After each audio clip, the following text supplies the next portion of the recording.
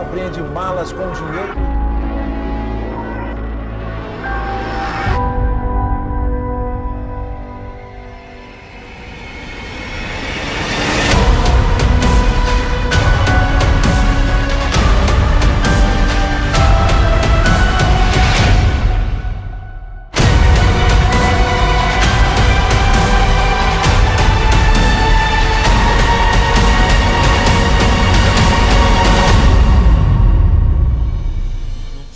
Um prazer e um grande privilégio para mim estar aqui com vocês conversando sobre essa temática e finalizando essa série tão importante para a nossa nação, que é a série Pátria Amada, Orações pela Nação. Hoje nós vamos conversar sobre esse tema, Salve, Salve. Mais uma expressão do nosso hino nacional. Fica tranquilo, não vou cantar mais uma vez. O pessoal que está preparado. Chegou o grande dia para a nossa nação. Quase 150 milhões de brasileiros estão indo às urnas votar para o futuro presidente da República. Não faz muito tempo que o grande acontecimento desse ano era a seleção brasileira entrando em campo e os brasileiros torcendo, vibrando, superlotando os estádios fanaticamente. Daí, quando chegavam as eleições, o pessoal falava: ah, né, tem eleição também. Hoje parece que a coisa inverteu, não é verdade? Quando chega esse ano, a gente fala eleições, a gente fica com o espírito inflamado, as emoções à flor da pele, todo mundo discutindo, brigando, tirando o tio do WhatsApp, um cutucando o outro. Aí quando você fala assim, não, o Brasil vai jogar contra a Argentina no Maracanã no final. Ah, tem Copa também, né? Parece que o que mais importa para nós hoje é o que acontece com as eleições. Eu tenho um enorme desafio para vocês em falar para vocês enquanto a gente acompanha pela internet o que está acontecendo no nosso país, as pessoas votando. Então, eu gostaria de começar fazendo uma pergunta muito pessoal para vocês que estão me acompanhando. Você se considera uma pessoa rica? O silêncio é para pensar. Você se considera uma pessoa rica? Hoje existe uma ferramenta online chamada Global Rich List. Esse Global Rich List tem uma função. Você não consegue entrar na lista anual dos mega ricos? Agora é sua chance de descobrir onde você realmente se senta em comparação com o resto do mundo. Você simplesmente acessa, não faça isso agora, globalrichlist.com e você consegue saber em qual posição você individualmente se encontra dentro do ranking dos ricos no mundo. Então eu gostaria de colocar aqui, eu fiz o teste comigo, não vou expor o meu resultado, ok? Mas vamos supor que você tenha uma renda de R$4.000 mês. Isso significa que você está no topo. Você se encontra entre 1,42% das pessoas mais ricas do mundo por renda. Isso significa que você se encontra na posição de 85 milhões, eu não sei falar esse número ordinal, das pessoas mais ricas da Terra. Não estou falando do Brasil, da Terra. Isso significa também que você ganha 52 mil por ano. Um trabalhador médio em Zimbábue levaria 27 anos para ganhar o que você ganha em um ano. Ele teria que trabalhar até 2045 para ganhar o que você está ganhando em 2018. Mas vamos supor, deixa eu avançar um pouquinho mais, permita-me. Se você tem uma renda de R$7.000, isso significa que você está mais no topo ainda, você está entre os 0,31% das pessoas mais ricas do mundo por renda. Isso coloca você na posição de 18 milhões, quase 19 milhões das pessoas mais ricas do mundo, pensando em 7,6 bilhões. O que isso significa? O salário mensal seu pagaria os salários mensais de 217 médicos do Kirguistão, país da Ásia Central. Mas vamos supor que você que está me ouvindo, deixa-me mais uma vez avançar, se você tem uma renda de R$15.000 por mês, você se encontra entre os 0,08% das pessoas mais ricas da Terra por renda. Isso coloca você na posição de 4 milhões, dentre as 5 milhões de pessoas mais ricas do planeta Terra. Na prática, se você está com sede, você levaria 38 segundos do seu tempo de trabalho para ganhar o suficiente para uma lata de coca. Se os trabalhadores médios de Gana quiserem uma, eles terão que trabalhar 7 horas e 12 segundos. O que isso tudo significa? Que nós que estamos aqui, eu não vou avançar, eu vou parar por aqui, tá bom? Vou deixar os salários mais altos para você poder colocar lá no site Global Rich List. A grande maioria de nós, você que está me acompanhando, pertencemos a uma pequena parcela da população mundial e do Brasil. Nós somos privilegiados num país que cresce em pobreza. Dê uma olhada nessa reportagem. Número de pobres cresce 2 Uruguais. 6,3 milhões no Brasil entre 2014 e 2017, aponta a Fundação Getúlio Vargas. O número de pessoas vivendo abaixo da linha da pobreza, o que significa que pessoas que vivem com menos de $2 por dia, aumenta no Brasil drasticamente. Hoje, são cerca de 11% da população que vive nessas condições. Quando a gente olha para as cidades do nosso país, comparando, e a revista Exame faz essa comparação, as melhores e as piores cidades do Brasil em qualidade de vida no IDH, o estado de São Paulo domina o topo do ranking do IDH, com 8 cidades nas primeiras posições. Quando a gente olha todas as 100 cidades com maior IDH do Brasil, essas 100 cidades se localizam plenamente na região sul e sudeste do nosso país. Quando nós olhamos as cidades com pior IDH, ou seja, Índice de Desenvolvimento Humano, que mede saúde, economia e educação, nós temos cidades que se localizam especialmente no norte e nordeste da nossa nação. É muito claro perceber a grande desigualdade que nós temos no nosso país. Campinas se localiza entre as cidades com cerca de 30, ou melhor, na posição de 30ª no IDH do Brasil. Nós somos homens e mulheres tremendamente privilegiados por morar onde nós moramos, num país grandemente injusto e desigual. Enquanto poucas pessoas se fartam de comida de luxo, muitas outras pessoas no nosso país, nesse momento, estão passando por uma grande miséria.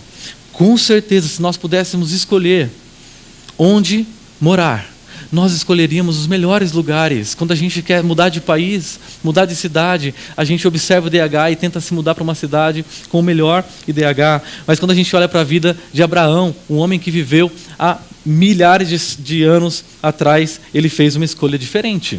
Em Gênesis capítulo 13, nós encontramos um homem chamado Abraão. E Abraão foi chamado por Deus para levar justiça, amor e paz para todos os povos. Para tanto, Deus pediu que Abraão saísse do meio da sua família e pudesse ir para uma terra que ele ainda não mostrou no GPS. Abraão vai. Ele leva consigo o seu sobrinho chamado Ló. O que acontece é que Ló e Abraão começam a se enriquecer profundamente nessa cidade para onde eles vão. Quando eles colocam o salário deles dentro do Global Rich List, eles percebem que eles estão no topo das pessoas mais ricas. Mas o que acontece? Eles são homens agricultores, eles são homens que vivem de gado, e o gado deles se multiplica a tal ponto que eles começam a brigar, eles começam a discutir. E aí, então, eles resolvem se separar, e Abraão diz para Ló, seu sobrinho: Ló, você pode ir para onde você quiser. Você pode ir para a direita ou para a esquerda. Não estou falando de política, terra. Você pode ir para a direita ou para a esquerda. Ló observa, ele vê as planícies do Jordão. Ele faz uma pesquisa no Google e ele percebe que as cidades daquela região se encontram com o melhor IDH que ele poderia viver. E ele diz: então, tio, eu posso escolher mesmo? Abraão diz: fica à vontade. Ele vai e escolhe as melhores cidades daquela região. E aí vem o texto bíblico de Gênesis 13. Ló escolheu todo o Vale do Jordão e partiu em direção a leste. Assim os dois se separaram. Abrão ficou na terra de Canaã, mas Ló mudou seu acampamento para um lugar próximo a Sodoma, entre as cidades do vale. Detalhe, ora, esse aqui é o narrador falando. Os homens de Sodoma eram extremamente perversos e pecadores contra o Senhor. A escolha de Ló por uma cidade, ou por cidades, por uma região rica, não leva em consideração a moralidade ou o que Deus pensa a respeito daquela região. Avançando, acelerando um pouco o texto, eu estou contextualizando para vocês, Gênesis capítulo 18 é onde a coisa vai acontecer. Deus faz uma visita para Abraão. Nós vamos ler daqui a pouquinho o texto que narra uma visita que Deus faz a Abraão. E essa visita nos lembra, ela é emblemática para nos lembrar o quão longe Deus vai para demonstrar a sua preocupação, o seu amor para conosco. E essa visita que Deus faz a Abraão, leva Abraão a 3 convites que Deus faz. Eu gostaria de pensar com vocês 3 chamados que nós que estamos aqui somos desafiados a fazer. Nós cremos profundamente, como a Ludmila acabou de falar, que Deus está presente aqui. Deus está nos visitando. E Deus quer nos fazer 3 convites. O primeiro convite é um convite à ação, a fazer diferença. E é por isso eu gostaria de ler com vocês o começo do capítulo 18 que diz: Então o Senhor disse, esconderei de Abraão o que estou para fazer. Aqui é Deus pensando.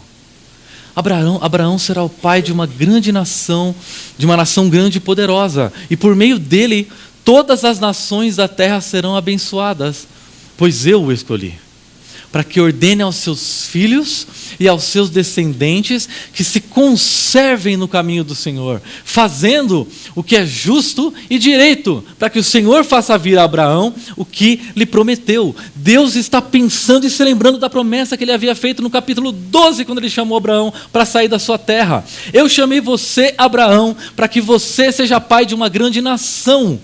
Eu chamei você para você sair do Face e fazer diferença. Eu chamei você para você fazer diferença, para você agir e para que a sua descendência, fazendo o que é justo e correto no seu trabalho, na sua rede de amigos, pessoas possam ser abençoadas. Essa expressão, pois eu escolhi, na verdade pode ser traduzida também por eu o conheço. Ele é meu amigo íntimo. Eu reconheço que Abraão é meu amigo. E nós compartilhamos segredos com amigos. O que Deus vai fazer aqui é compartilhar com Abraão um segredo. Abraão recebeu a missão de abençoar, de ser um canal para alcançar, para abençoar, para gerar bem-estar, shalom nos povos. E Abraão tem um compromisso de viver em amor por o mundo. E por isso, então, Deus disse-lhe, pois, o Senhor, as acusações contra Sodoma e Gomorra.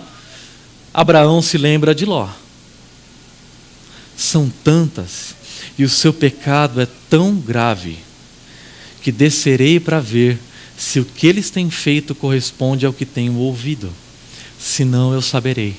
Os homens partiram dali e foram para Sodoma, mas Abraão permaneceu diante do Senhor. Diante dos homens, Sodoma e Gomorra, essas 2 cidades, eram ótimas, excelentes cidades para se viver. Mas diante de Deus, essas 2 cidades eram cidades perversas.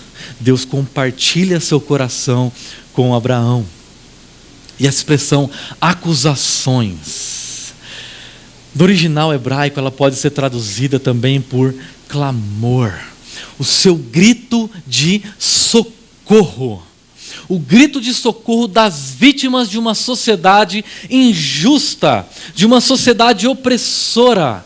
Esses gritos, esses clamores chegaram até os meus ouvidos e por isso eu estou descendo para ver. Essa expressão, descerei para ver, ela foi usada em Gênesis capítulo 11. Em que contexto? Gênesis capítulo 11, nós temos o relato da Torre de Babel. Os homens decidiram construir uma torre que alcance até o topo dos céus. Eles se juntaram e disseram: nós vamos construir uma torre. Essa torre vai ser grande. Essa torre vai alcançar os céus. Aí Deus responde: descerei para ver o que os homens estão fazendo. E Deus desce para julgar. Nesse texto, mais uma vez, essa expressão é usada: Deus descendo para ver, Deus descendo para julgar. Deus descendo para condenar. E quando ele diz, se eles não forem tão corruptos, eu vou saber, Deus está convidando Abraão a fazer um movimento. Deus está convidando Abraão para um diálogo, para uma oração. Qual é o pecado de Sodoma e Gomorra? Normalmente, quem conhece um pouquinho de Bíblia, fala Sodoma e Gomorra, já pensa, sexo. O problema de Sodoma e Gomorra é sexo.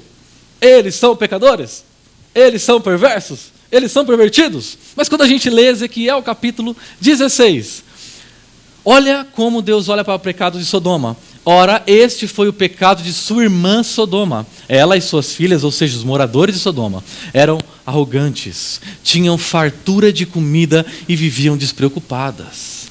Não ajudavam os pobres e os necessitados.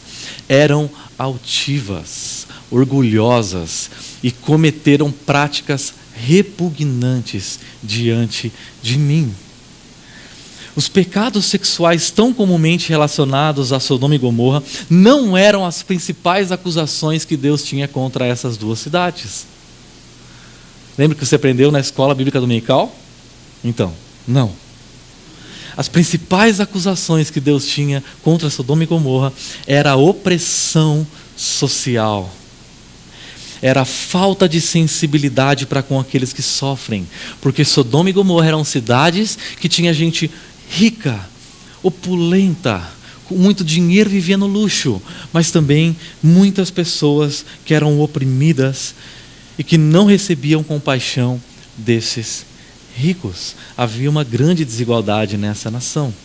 E é por isso, voltando para o texto, que o simples ato de compartilhar com Abraão o que está acontecendo é um convite para Abraão fazer alguma coisa. Sabe quando você recebe uma visita na sua casa e a visita senta no sofá e fala assim: que fome? Um convite para fazer uma coisa. Da mesma maneira que Deus está fazendo com Abraão, Ele está dizendo: tem um problema aqui. Abraão, o que nós vamos fazer com esse problema? Ele está visitando Abraão e querendo que Abraão tenha uma atividade sacerdotal. Na verdade, aqui nós temos a primeira atividade sacerdotal da história. O que é um sacerdote? O sacerdote é uma ponte que está conectada a Deus, mas que também está conectada às pessoas. Ser discípulo de Jesus não é tão somente nos reconectarmos a Deus. Ser discípulo de Jesus significa também nós estarmos conectados com pessoas. Sermos ponte.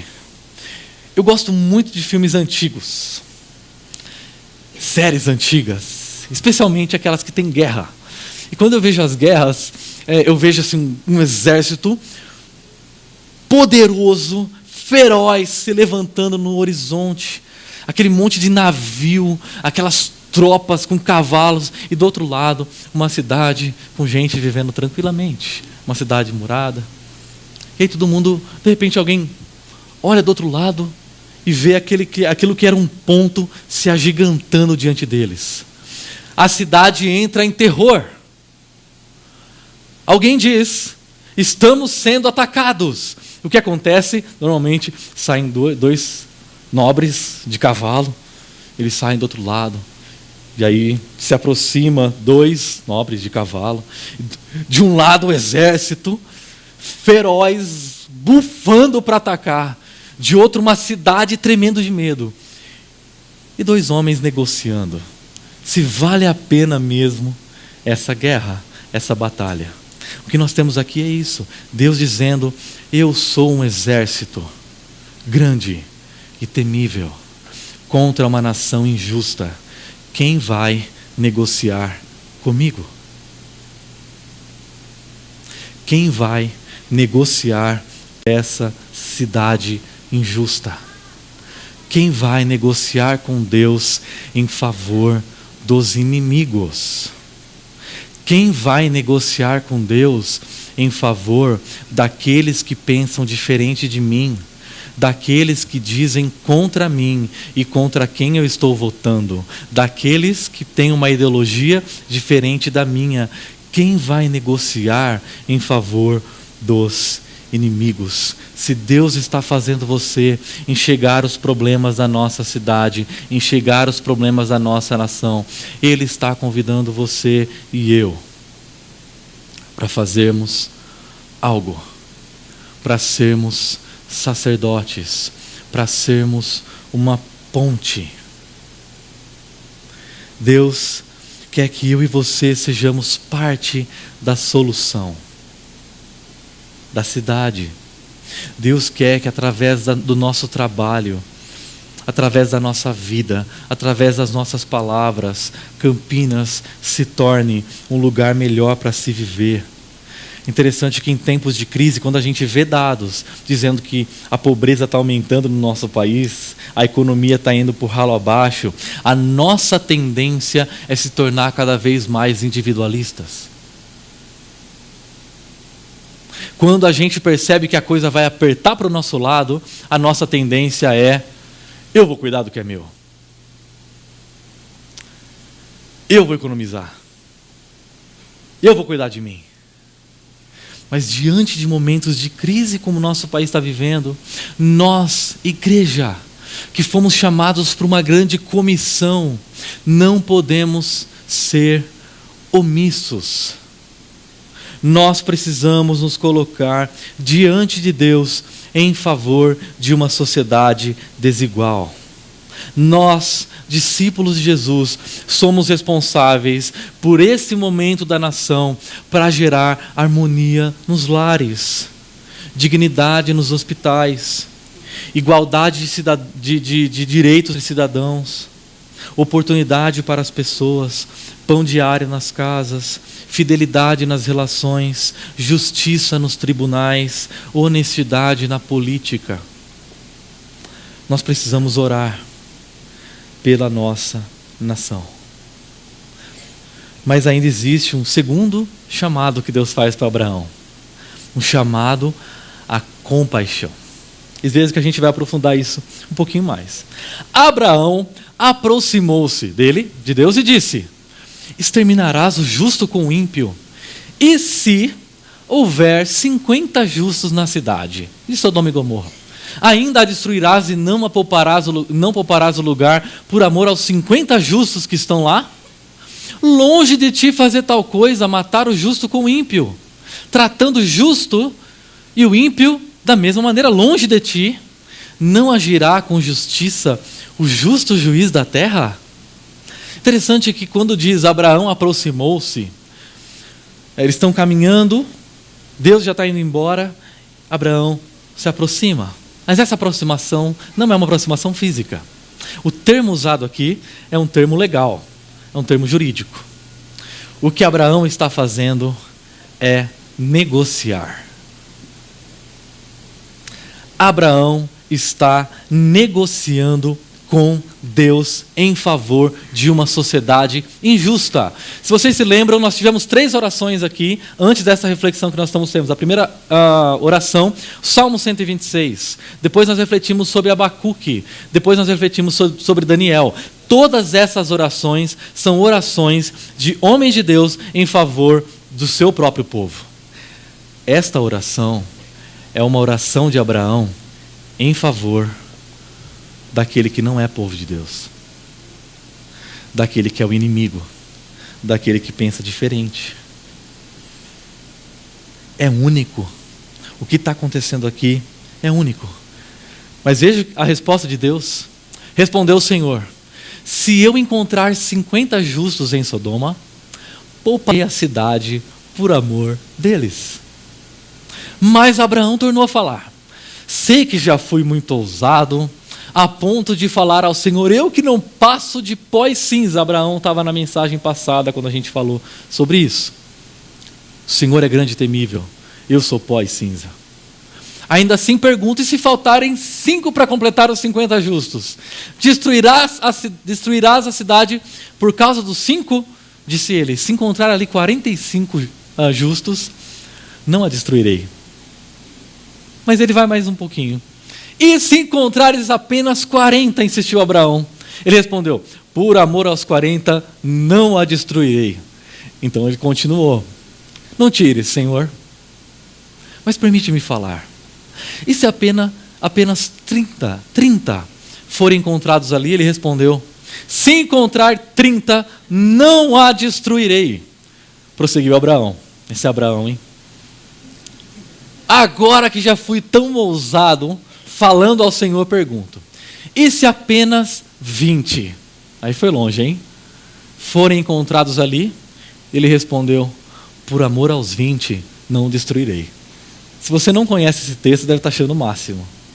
Primeira vez que eu li isso, eu li sozinho no meu quarto de casa com um adolescente.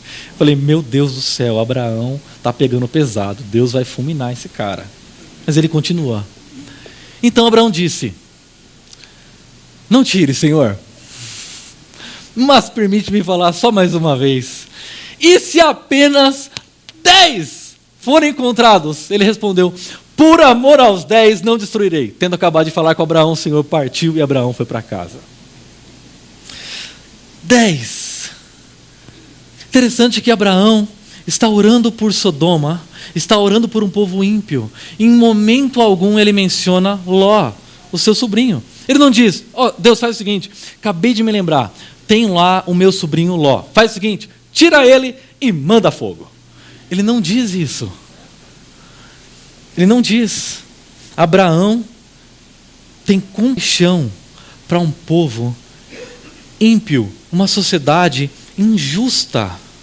E ele usa essa expressão várias vezes, poupar. Essa expressão também pode ser traduzida por perdoar.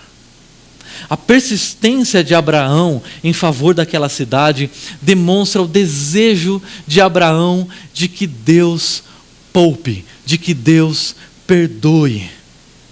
Abraão pensa, espera aí, se tiver tantos justos numa cidade, Deus vai condenar uma cidade por sua injustiça e a injustiça de alguns vai recair sobre outros? Por que a gente não faz o contrário? Por que a gente não deixa que a justiça de alguns cubra o pecado de outros? E Abraão vai falando, e Deus assim, naquele dia Deus foi apertando o botão sim para tudo que Abraão pedia. Sim, sim, sim, sim. Ele não diz não para nada. O que Deus está dizendo é, a minha vontade de perdoar é maior do que a minha vontade de punir. A minha compaixão supera a minha sede de justiça. Na verdade, ter sede de justiça é diferente de amar a justiça.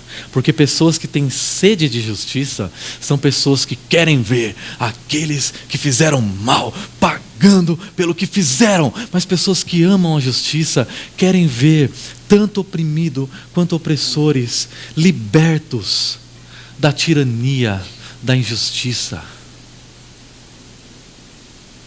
Transformação acontece através de compaixão. Porque quando a gente lê Gênesis e Deus manda o dilúvio, depois do dilúvio ele diz, a humanidade continua má, ainda há injustiça no mundo, porque juízo não transforma. Compaixão transforma. Perdão transforma. Isso tudo me lembra uma oração oposta que os discípulos de Jesus fizeram para ele. Em determinado momento, os discípulos vão para uma cidade, os samaritanos, assim, samaritanos e judeus, ok, se odeiam, tipo argentino brasileiro. Eu ia usar uma outra comparação, mas não vou. Se odeiam, eles se odeiam. E os discípulos de Jesus chegam em Samaria, pregam o evangelho, são rejeitados. Eles voltam, chegam para Jesus e fazem uma oração assim, ok, Senhor, queres que façamos cair fogo do céu para destruí-los?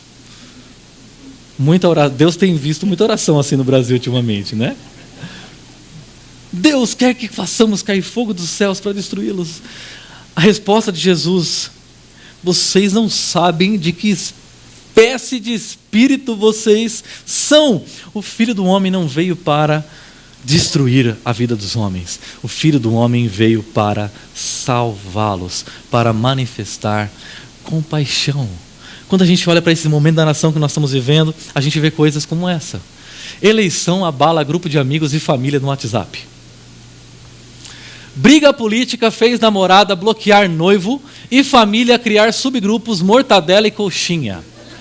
Posts sobre brigas e saída de grupos disparam. Nós estamos brigando demais.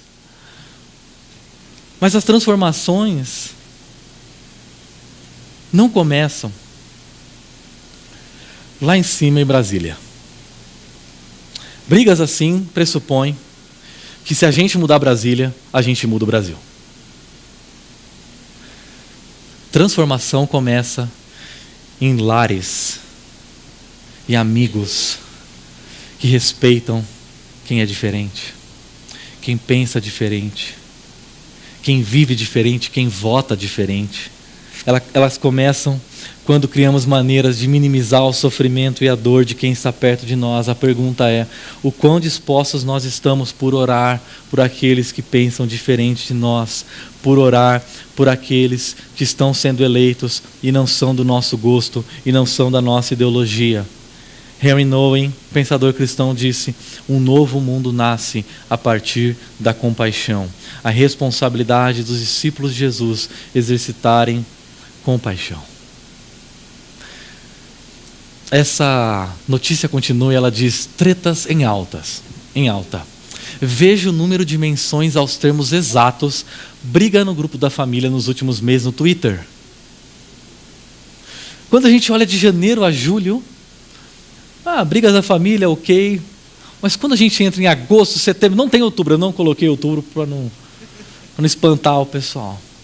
Agosto, setembro, esses termos no Twitter, briga no grupo da família, cresceram demais. Parece que a gente se tornou como Tiago e João, que chegam em Jesus e diz: Jesus, Senhor, quer que mandemos fogo nesse pessoal da minha família que não pensa como a gente? Quando eu era criança, tinha cerca de 10 anos, eu e meus amigos, a gente foi nadar num riozinho, no lago que tinha perto de casa. A gente estava nadando, feliz da vida, debaixo do sol escaldante de Araraquara, nadando, brincando. Não muito tempo depois, uns meninos, cerca de 10 meninos, um pouquinho mais velhos que a gente, chegam, se aproximam e querem nadar também. Só que, assim, o lago era pequeno e não cabia todo mundo. E eu pensei como criança pensa. Cheguei primeiro. Não deu 5 minutos, eu olhei para o lado. E um dos meus amigos, que estava nadando, estava brigando, mas brigando mesmo, com um dos meninos que a gente não conhecia, mais velhos que a gente. E quando eu olhei, não deu tempo, quando eu olhei, o nariz do menino já estava sangrando. Eu ouvi: corre! Deu tempo de eu pegar minha roupa e sair correndo com meus amigos. Eu era o último da fila, na minha frente, todos os meus amigos correndo. Atrás de mim, um exército de 10 meninos mais velhos correndo atrás da gente, enfurecidos com sede de vingança. Eu fui subir o barranco, eu escorreguei. De repente eu senti uma mão passando no meu pescoço. Eu abri os olhos e eu vi um punho se levantando. Eu fechei os olhos. E eu não senti nada. Não aconteceu nada. Eu olhei para o lado, os meninos continuaram correndo. Eu fui poupado. Alguém demonstrou compaixão. Alguém que não pensou como criança. Alguém que não simplesmente foi movido pelo seu senso de justiça. E como é bom receber compaixão. Deus manda a gente que é discípulo dele.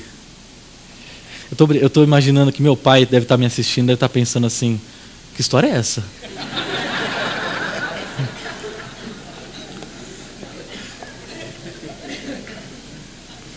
Está sabendo agora. Deus manifesta juízo, isso é verdade. Mas a oração de Abraão não é dizendo, Deus esquece da sua justiça. Ele diz, o Senhor é justo. Por favor, ame a justiça desses poucos. E salve, e poupe, e tenha compaixão de uma cidade ímpia. Nós não podemos, discípulos de Jesus, retribuir mal por mal. Nós precisamos fazer tudo o que é possível. Tudo que é possível, tudo que está ao nosso alcance, pela paz. Deixar com Deus a ira, porque Deus diz, minha é a retribuição. Ao contrário, se o seu inimigo tiver fome, dele de comer. Se tiver sede, dele de beber. Fazendo isso, você vai transformá-lo, vai transformá-lo. Mas além de um chamado à ação e à compaixão, nós temos aqui um terceiro chamado. Deus desce para ver aquela cidade e Deus não encontra 2 justos em Sodoma. Apenas um justo, Ló, e olha lá, meia boca. Sobrinho de Abraão. Nós temos aqui um chamado à salvação. O que acontece no capítulo seguinte, Gênesis 19, Sodoma e Gomorra são condenadas. Mas Deus se lembra do pedido de Abraão. Quando Deus arrasou as cidades da planície, lembrou-se de Abraão e tirou Ló do meio da catástrofe que destruiu as cidades onde Ló vivia. Deus se lembrou daquela oração. E se houver apenas 10? E ele salva. Não há 10 justos naquela cidade. Ló é salvo. Ló, de alguma maneira, não compactuava com algumas das atitudes, das posições da vida daqueles homens que eram seus vizinhos. Agora, quando a gente lê essa história, a gente pensa e vê Deus julgando, condenando e matando uma cidade. A gente pensa assim, eu não acredito num Deus que julga. Eu acredito num Deus misericordioso. Deixa eu explicar uma coisa para você. Se Deus não é justo, Ele não pode ser misericordioso. Porque para que Deus demonstre misericórdia para com alguns, Ele precisa exercer justiça. Justiça e misericórdia andam de mãos dadas. Esse é o caráter de Deus. Se você tem um Deus que não julga, Deus não pode ser misericordioso. O clamor a resposta de Deus ao clamor dos oprimidos é uma ação de misericórdia. Deus desceu porque o clamor daqueles que estão sendo oprimidos chegou até Ele. Às vezes a gente acredita que juízos assim de Deus, descendo do céu até nós, não acontecem mais na história. Mas quando eu leio Romanos capítulo 1, eu encontro o seguinte texto: a ira de Deus se revela dos céus contra toda impiedade e injustiça dos homens, que suprimem a verdade pela injustiça. Em outras palavras, Deus pode não condenar uma nação jogando fogo nela, mas Deus pode condenar uma nação entregando essas pessoas que cometem injustiça a uma vida de degradação moral. 3 vezes nesse texto de Romanos, a gente lê: então, por ver a injustiça dos homens, Deus os entregou. Deus os entregou. Deus os entregou. E esse entregar-se é mais ou menos quando você está navegando e você abre as velas e você deixa o vento soprar. É como se Deus dissesse: ok, você quer viver de maneira injusta? Você quer fazer isso mesmo? Então vai. Eu não vou poupar você de colher os resultados da sua própria ação. E o texto diz: recebem no seu próprio corpo a condenação pela sua injustiça. Deixa eu fazer uma pergunta: será que Deus está condenando a nossa nação? Será que Deus está olhando para a nossa nação e dizendo: do céu eu vejo injustiça, eu vejo desigualdade, eu vejo opressão?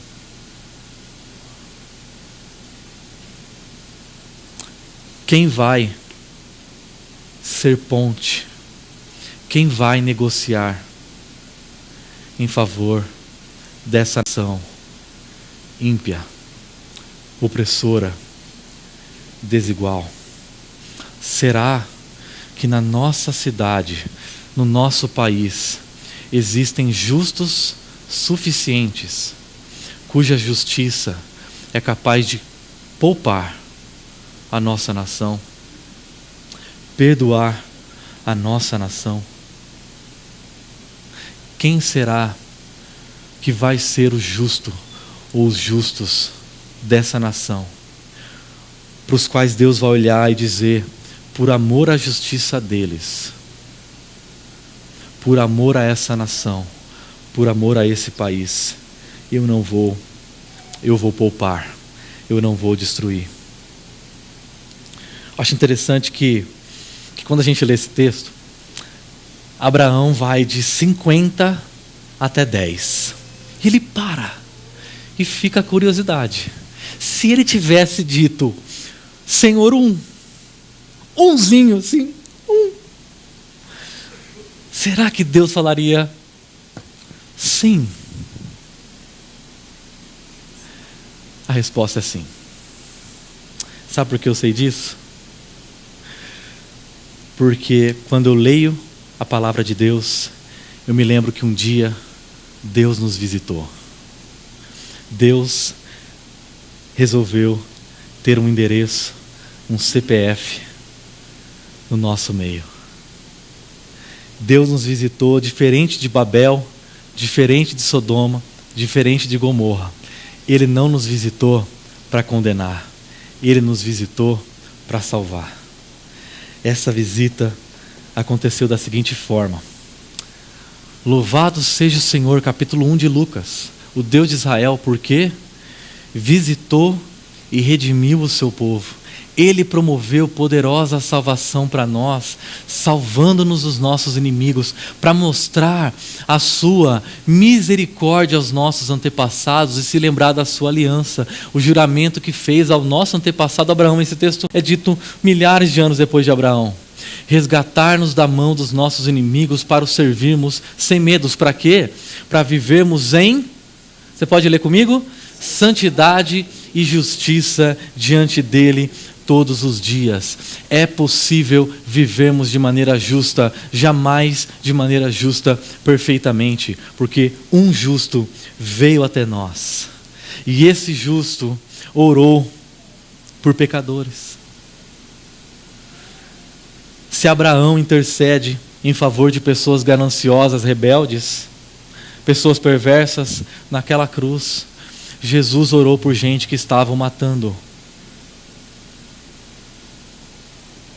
Se Abraão demonstrou compaixão por uma cidade perversa como Sodoma, Jesus demonstrou compaixão pelas multidões. Abraão fez um pedido para que a justiça de poucos salvasse muitos. Jesus é o único justo que morreu pelo mundo, por mim E eu me lembro desse texto que diz: Cristo sofreu pelos pecados uma vez por todas, o justo pelos injustos, para nos conduzir a Deus.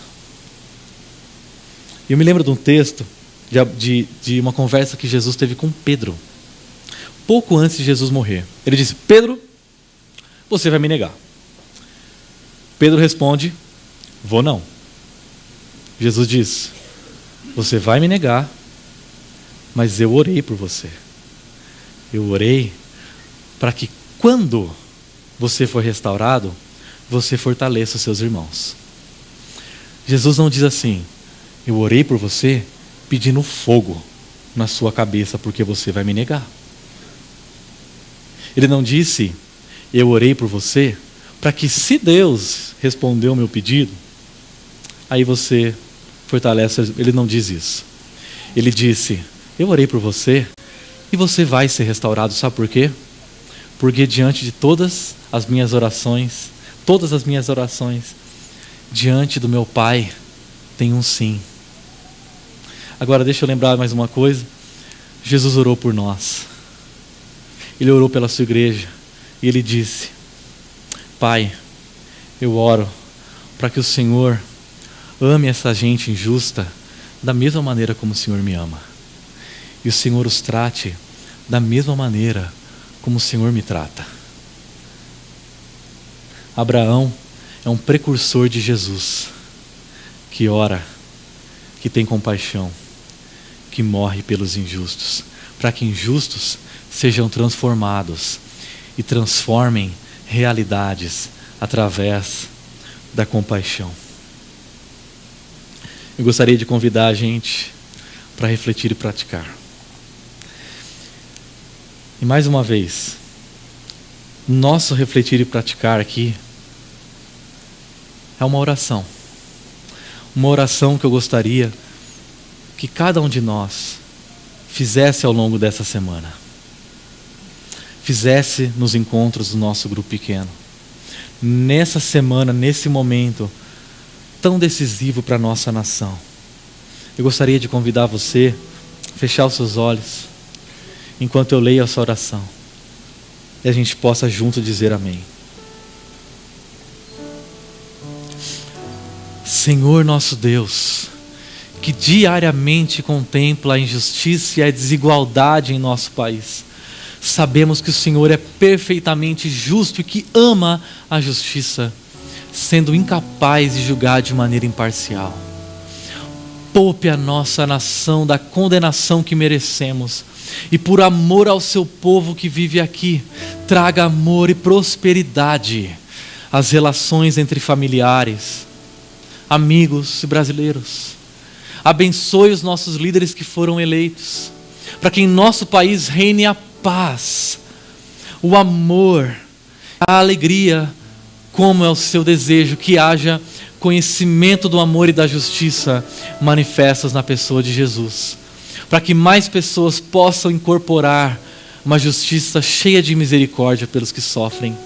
Que venha o seu reino sobre este país e que as pobrezas espiritual e material sejam profundamente minimizadas em cada canto deste imenso país. Nós oramos no nome daquele que nos ama e intercede por nós eternamente. Amém.